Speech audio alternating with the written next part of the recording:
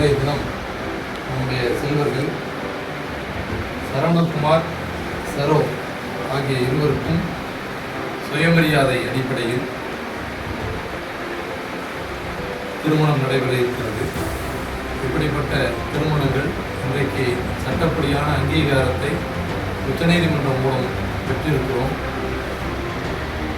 தமிழ்நாட்டை பொறுத்தவரை சுயமரியாதை திருமணங்கள்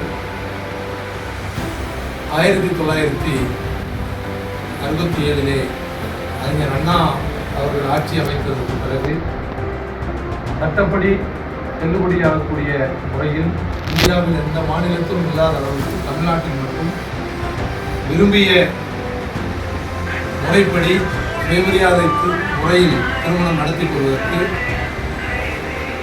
இங்கே வாய்ப்பு இருக்கிறது. இந்தியாவில் எந்த மாநிலத்திலும் இப்படிப்பட்ட சுயமரியாதை திருமண முறை சட்டப்படியான அங்கீகாரத்தை இதுவரை பெறவில்லை.